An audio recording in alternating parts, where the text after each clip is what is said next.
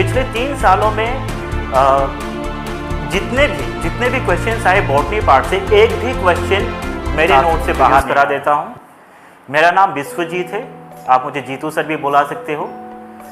मेरा masters IIT Roorkee से किया हूँ बायोटेक्नोलॉजी में। मेरा जो टीचिंग कैरियर है बच्चों, वो स्टार्ट हुआ था बहुत साल पहले से, जब मैं आपके एज का था। आपके एज का तो नहीं, थोड़ा सा ज़्यादा एज का था। मतलब जब मेरा 12th ख़त्म हो गया था, उसी के बाद से ही मैंने अपना टीचिंग स्टार्ट किया था। 12th के बाद तुरंत ही मैंने स्टार्ट किया था। और उसके बाद मैंने मेरा जब स्टडी चल रहा था बच्चों, उसी टाइम पे मैं पढ़ा रहा था। और फिर मैं अच्छे कोचिंग इंस्टीट्यूट्स में भी पढ़ाया हूँ, जैसे कि आकाश इंस्टीट्यूट, और वो भी बहुत अच्छे ब्रांच में, जैसे कि जयपुर का जो सूर्यनगर ब्रांच है, जयपुर 1 ब्रांच है, वहाँ पे पढ़ाया हूँ।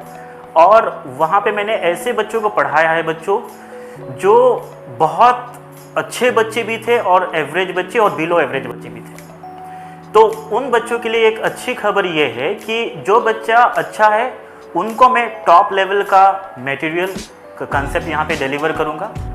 और दूसरी बात, जो एवरेज या बिलो एवरेज है उनको भी मैं मेरे साथ लेके चलूँगा। और एक चीज़ याद रखना बच्चों कि अगर आप मेरी बातों को फॉलो करोगे तो ये गारंटी देता हूँ मैं कि आपका जितना भी क्वेश्चन बॉटनी में नीट एग्जाम में पूछा जाएगा, सारा क्वेश्चन हो जाएगा, सारा क्वेश्चन। और पिछले 3 सालों में जितने भी क्वेश्चंस आए बॉटनी पार्ट से, एक भी क्वेश्चन मेरे नोट से बाहर नहीं आया है। जो बच्चे मेरे से पढ़े हुए हैं जयपुर ब्रांच में, उनको पता है कि एक भी question since last 3 years not a single question has come out of my notes.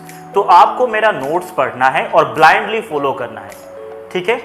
और चलो मैं आपको कुछ ज़रूरी बात बता देना चाहता हूँ कि आपको कैसे पढ़ना है, पहले क्लास में जब आप बैठ रहे हो ना बच्चों, बहुत ध्यान से सुनना है, क्योंकि लाइफ बहुत छोटी है और आपको लाइफ में एंजॉय भी करना है। तो एंजॉय करने के लिए आपको टाइम चाहिए। टाइम कब मिलेगा? अगर आप क्लास में अच्छे से सुन रहे हो। तो अगर अच्छे से सुन रहे हो तो रिवाइज करने के लिए बहुत कम टाइम चाहिए, तो आराम से आप क्या कर सकते हो, एंजॉय कर सकते हो, ठीक है।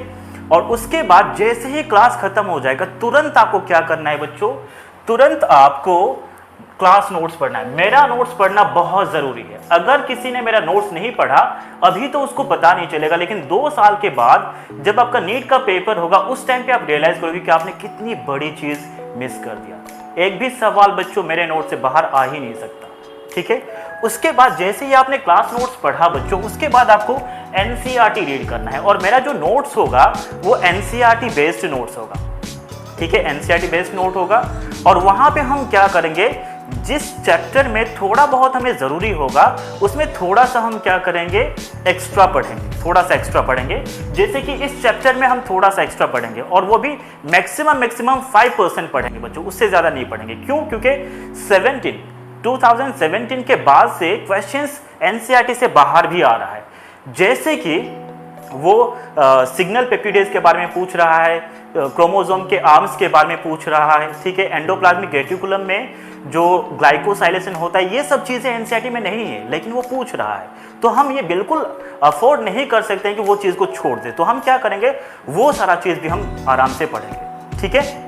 और उसके बाद जैसे ही आपने NCERT पढ़ लिया बच्चों, क्या करना है, जो भी DPP में आपको प्रोवाइड करा रहा हूँ उसको आपको अच्छे से पढ़ना है, ठीक है। और उस DPP को सॉल्व करना है। DPP सॉल्व करने के बाद आपको जो मटेरियल प्रोवाइड किया जा रहा है उस मटेरियल से क्वेश्चन को प्रैक्टिस करो, और जितना ज़्यादा क्वेश्चन आप प्रैक्टिस करोगे आपके लिए उतना अच्छा है।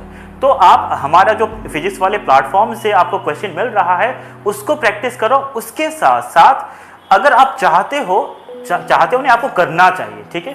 आपको क्या करना है, MTG फिंगर टिप्स आता है, उससे क्वेश्चन आपको प्रैक्टिस करना है, ओके। तो ये सब कुछ बेसिक चीज़ है बच्चों, इसको फॉलो करो।